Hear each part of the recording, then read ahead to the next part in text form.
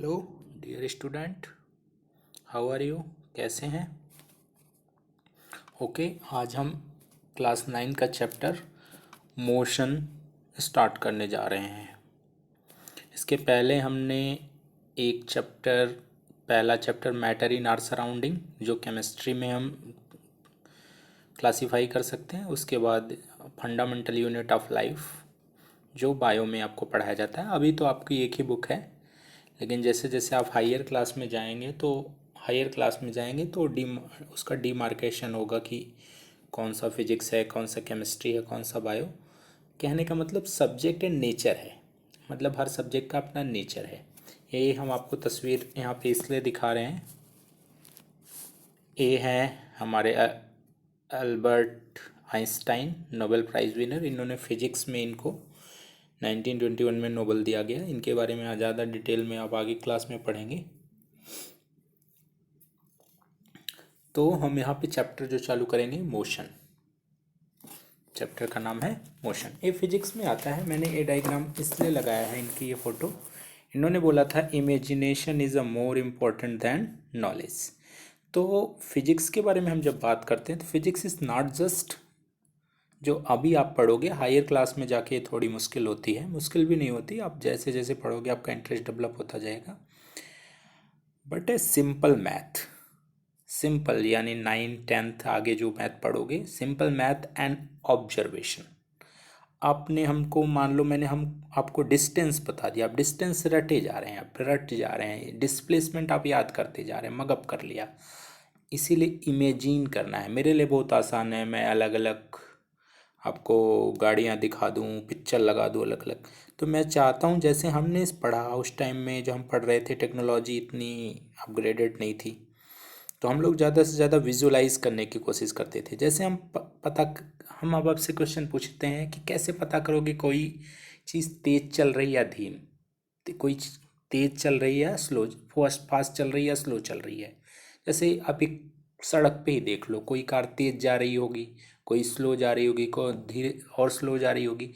तो उसकी हम पोजीशन के हिसाब से देख सकते हैं, पोजीशन कहाँ पे है वो, यानी वो पर्टिकुलर टाइम में अपनी सराउंडिंग को किस हिसाब से चेंज कर रही है। तो हमारा जो मूल मंत्र यहाँ पे है, imagination is the more important than knowledge. तो हम ज़्यादा से ज़्यादा आप वीडियो को, जहाँ तक है आपसे रिक्वेस्ट है तो आप हेडफोन लगा के ही सुनिए। अभी थोड़ा ये जो emergency, health emergency corona virus की है, उसके कारण हो सकता है क्वालिटी आपको सही नहीं दिख रही होगी, बाद में क्वालिटी सही हो जाएगी।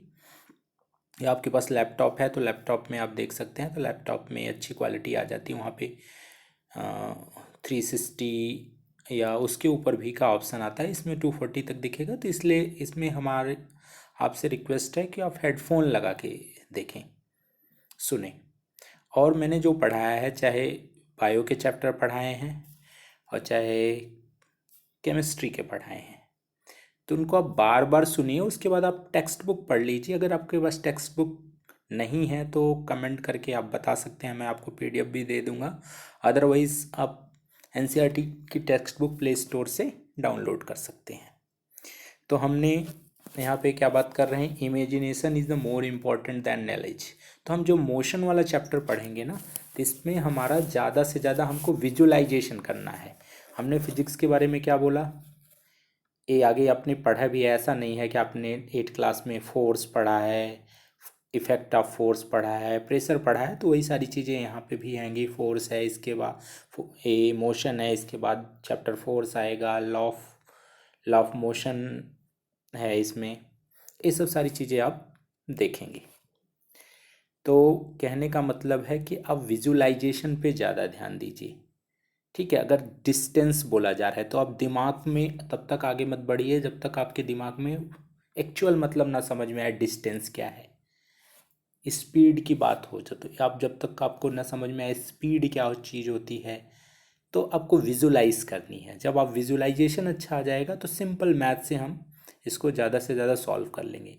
जैसे हम सिंपल सी बात कर ले, हमने फोर्स पढ़ा था 8th क्लास में, क्या पढ़ा था, फोर्स। तो फोर्स एक एक्सटर्नल कॉज है जो किसी भी ऑब्जेक्ट पे एक्ट होता है। तो हमने इफेक्ट ऑफ फोर्स देखा था कि ये क्या कर देता है, बहुत सारी चीज़ें उसमें देखा था हमने। इस पे क्या होता है, एक फोर्स क्या है, पुल या पुश है, ठीक है, जो किसी भी ऑब्जेक्ट पे एक्ट करता है, काम करता है। तो फोर्स के हमने इफेक्ट देखे थे, या किसी चीज़ को अगर मोशन में है तो उसको रेस्ट में ला सकता है, जब रेस्ट में है तो मोशन में ला सकता है। तो यहीं से हम अपना स्टार्ट करते हैं। बिफोर इसके पहले हम एक चीज़ देख लेते हैं, ए। यहाँ पे देखिए, ये आपने देखा ही होगा, जब चलती है तो इसकी स्पीड जैसे जैसे बढ़ाते हैं हम, तो ए जो है, ए आपको दिख रहा है 10, 20, 30, यानी 10, 20, 30, 40, 50।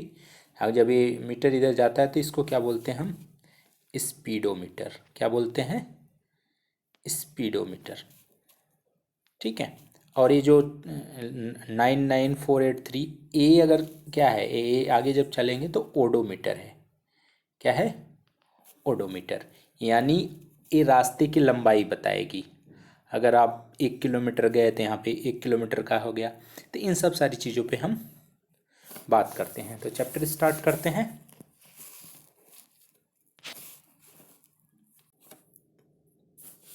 तो हम मोशन की बात कर रहे थे।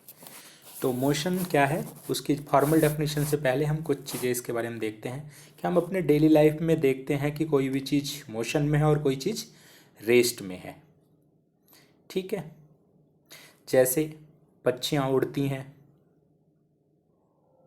पक्षी उड़ते हैं, मछलियाँ तैरती हैं, ठीक है। और हमारे आर्टरीज और वेन्स में ब्लड का फ्लो करता है। तो ऐसे बहुत सारे एग्जाम्पल आप सोच सकते हैं। टाइगर मूव करता है, ठीक, एलिफेंट मूव करते हैं। तो हमने देखा था कि बर्ड्स फ्लाई करती हैं, फिश स्विम करती हैं, ब्लड हमारी आर्टरीज वेन में, माने हमारी बॉडी में पूरी तरीके से फ्लो करता है, कार मूव करती है, और मॉलिक्यूलर प्लैनेट्स जैसे स्टार्स हो गए, गैलेक्सी हो, सब चीज़ें मोशन पे हैं। तो क्या हम कुछ चीज़ों के मोशन देख सकते हैं, कुछ चीज़ों के मोशन नहीं देख सकते। जैसे बताओ, सनराइज और सनसेट होता है तो अर्थ के मोशन के कारण होता है। तो हम क्या इसको ऑब्जर्व कर पाते हैं, नहीं। तो कहने का मोशन की जो जनरल डेफिनेशन है, तो an object said to be in motion if it changes position with respect to time. Suppose करो मैं, आपकी कार है, ठीक है, वो 1 घंटे पहले भी वहीं खड़ी थी, 2 घंटे वो बाद भी वहीं खड़ी है, 3 घंटे, क्या इमोशन में है, नहीं, रेस्ट में। 1 घंटे पहले मान लो आपकी स्कूल के पास में खड़ी थी, 2 घंटे बाद वो मार्केट, कुछ मिनट के बाद वो मार्केट में पहुंच गई, फिर कुछ देर के बाद और। तो जब कोई भी चीज़, कोई भी ऑब्जेक्ट समय के साथ, टाइम के साथ अपने सराउंडिंग को चेंज करे, जैसे आप कार में जा रहे हैं, बस में जा रहे हैं, तो लगातार वो उसकी सराउंडिंग चेंज है। कभी मान लो आप सड़क पे हैं, मान लो किसी भी लैंडमार्क, मान लो आप स्कूल के पास में हैं, फिर कुछ देर के बाद आप किसी और प्लेस पे पहुंच जाते हैं। तो जैसे जैसे, तो यानी कहने का मतलब ये हो गया, टाइम के साथ उसकी सराउंडिंग चेंज होती रहती है। तो कहने का मतलब है कि जो हमने बोला था, हमारी अर्थ मूव करती है, जैसे दिन रात होते हैं, सीज़न चेंज होती है, तो अर्थ कंटिन्यूअस मोशन पे है। तो इसको हमको पता क्यों नहीं चलता, कोई चीज़ मोशन पता। तो इसको हम कई तरीके से सोच सकते हैं। मोशन एक कॉम्प्लेक्स फिनोमेना है। सपोज करो आप बस में बैठ के जा रहे हो, तो क्या देखते हो, आपका जब बस तेज़ी से चल रही हो तो ये लग रहा होता है कि सारे जो पेड़ पौधे, प्लांट, एनिमल्स, मान लो आपका दोस्त भी सड़क के किनारे खड़ा है, उसकी बस छूट गई है, वो सारे बच्चे पीछे की तरफ जा रहे हैं, ठीक है। और आपके साथ जो बस में बैठे हैं वो तो कहने का मतलब, जो आपके साथ बस में बैठे हैं उनको कैसा पता चलेगा, उनको ऐसा फील होगा कि सारी चीज़ें पीछे जा रहे हैं। बट आप अपने जो साथी कंपेनियन हैं, जो बस में बैठे हैं, उनके रेफरेंस में क्या आपको रेस्ट में लगेंगे। हम पूछे आपका घर कितना दूर है, सपोज करो, तो कहोगे कितना दूर का मतलब कहाँ से, आप पूछोगे ना कहाँ से, फ्रॉम वेयर। तो कहने का मतलब जब भी हम कोई डिस्टेंस बताएंगे आपको तो एक फिक्स पॉइंट्स लेंगे। जैसे आपका घर कितना दूर है, मैं बोलूँगा मेट्रो स्टेशन से कितना दूर है, रेलवे स्टेशन से कितना दूर है, एयरपोर्ट से कितना दूर है, या कोई लैंडमार्क। तो जो फिक्स पॉइंट, जब भी मोशन की बात करेंगे तो हमेशा एक फिक्स पॉइंट तो लेंगे ही लेंगे। तो इतनी बात समझ में आ गई। तो अब जो बस में बैठे यात्री, जो पैसेंजर्स हैं, आपके कंपेनियन हैं, फेलो हैं, उनके रेस्पेक्ट में तो आप रेस्ट में हैं। बट जो किनारे खड़े हैं उनके लिए आप पूरी बस क्या है, मोशन में है। ऐसे भी और आप सोच सकते हैं, जैसे दो बस एक साथ जा रही हो, तो एक दूसरे के, तो हम किसके रेस्पेक्ट में बात कर रहे हैं। तो कहने का मतलब किसी के एक चीज़ के रेस्पेक्ट में कोई चीज़ मोशन में हो सकती है, दूसरे के रेस्पेक्ट में वो रेस्ट में हो सकती है। जैसे बस वाला एग्जांपल, जो अगर कोई किनारे पे, सड़क के किनारे खड़ा है, उसके लिए तो पूरी बस मोशन में है। लेकिन आप अपने जो फेलो ट्रैवलर्स हैं, जो आपके साथी यात्री हैं, उनके कंपैरिजन में क्या है, रेस्ट में है। तो मोशन, रेस्ट एक रिलेटिव टर्म है। क्या है, रिलेटिव टर्म। और अब हमने बता दिया था डिस्टेंस, आपको बताया। डिस्टेंस सिंपल सी है, आप घर से मेट्रो स्टेशन गए सपोज, या घर से स्कूल गए, जो रास्ते की लंबाई है, the length of path, simply distance. Distance मतलब पॉजिटिव, अगर आप चलोगे घर से जितना दूर जाओगे वो डिस्टेंस है। हमने आपको इसमें भी आप देख सकते हैं, इसमें देख सकते हैं हम डिस्टेंस, ये जब चलती है, ये तो स्पीड है जो हम इसके पहले में दिखाया था। और जितना रास्ते की लंबाई है यहाँ से यहाँ तक की, ये क्या हो जाएगी, आपकी डिस्टेंस हो जाएगी। ठीक है, हम आगे पढ़ते जाते हैं, जो चीज़ आपको ना समझ में आए हम डिस्कस करते जाएंगे। ठीक है, एक बार आप देख लो। तो हमने बोला मोशन क्या है, an object said to be in motion if it change its position with passage of the time. Time के साथ, हमने आपको समझा भी दिया, टाइम के साथ वो अपनी पोजीशन लगातार चेंज करते रहे। तो हम इस चैप्टर में डिस्टेंस पढ़ेंगे, डिस्प्लेसमेंट पढ़ेंगे, स्पीड पढ़ेंगे, वेलोसिटी पढ़ेंगे, और ऐसे रिलेशन पढ़ेंगे। ठीक है,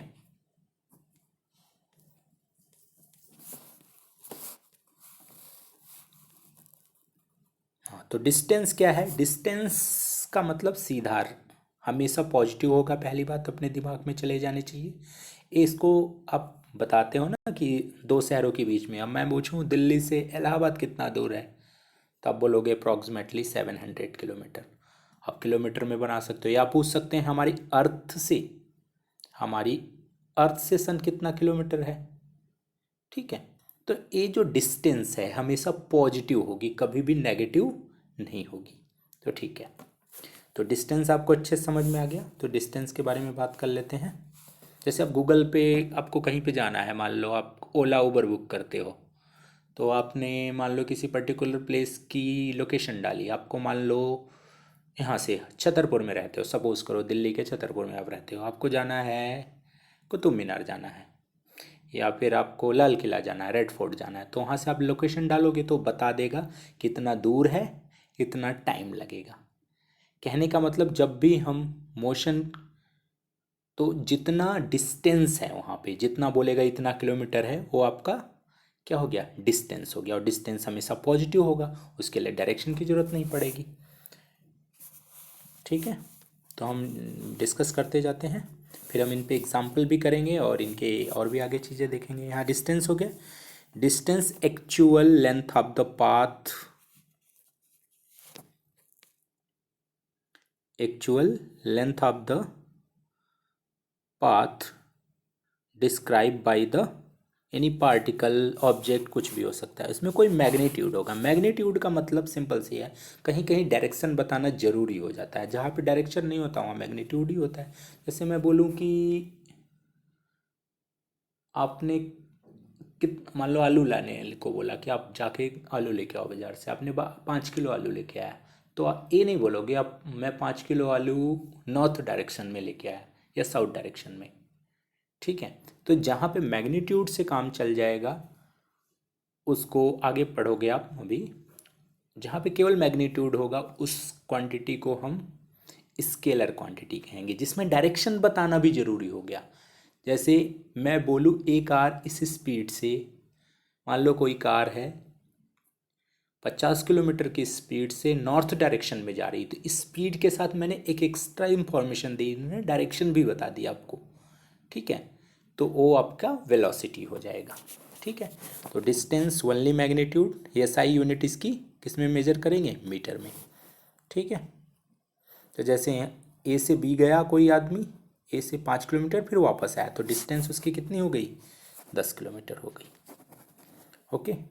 डिस्प्लेसमेंट हमेशा हमने बताया था शॉर्टेस्ट होगा, डिस्प्लेसमेंट हमेशा शॉर्टेस्ट होगी, क्या होगी, the minimum distance between initial and final point, यानी कहने का मतलब शॉर्टेस्ट डिस्टेंस। इसमें आपको बताना होगा मैग्नीट्यूड भी होगा और डायरेक्शन भी होगा, यानी उस पर बताना पड़ेगा कि मैं बोलूँगा 5 किलोमीटर गई नॉर्थ डायरेक्शन में, 10 किलोमीटर गई साउथ डायरेक्शन में, तो स्पीड और डिस्टेंस और डिस्प्लेसमेंट में डिफरेंस समझ में आया आपको। डिस्टेंस हमेशा पॉजिटिव होगी, क्या होगी, हमेशा पॉजिटिव। अगर हम घर से चले, अगर 1 किलोमीटर कितना भी दूरी गए, कुछ तो गए ना, और फिर वापस चले आएंगे, मान लो 1 किलोमीटर गए और फिर वापस आ गए, तो हमने 2 किलोमीटर टोटल कवर कर लिया ना, तो हमारा डिस्टेंस है। लेकिन डिस्प्लेसमेंट हमेशा शॉर्टेस्ट डिस्टेंस होगी इनिशियल और फाइनल पोजीशन का। जैसे हम यहाँ से घर स्कूल गए अपने, और स्कूल से घर वापस आ गया, तो हमारा डिस्प्लेसमेंट क्या हो गया, इनिशियल और फाइनल पॉइंट सेम ही हो गया। घर हमने बताया था ना, डिस्टेंस हम के लिए हमेशा हमेशा कोई फिक्स पॉइंट चाहिए, तो हम घर से गए स्कूल और स्कूल से वापस घर आए, तो हमारा डिस्प्लेसमेंट क्या हो गया, जीरो हो गया। तो डिस्प्लेसमेंट में भी पॉजिटिव, में भी नेगेटिव, में भी zero, but distance is always positive once start, ठीक है। तो यहाँ पे आप देख सकते हैं, यहाँ पे आपको दिखाया कि जो शॉर्टेस्ट पाथ है, अभी ऐसे भी जा सकता है, जो शॉर्टेस्ट पाथ होगा वो क्या होगा, डिस्प्लेसमेंट होगा। यहाँ पे आप देख सकते हैं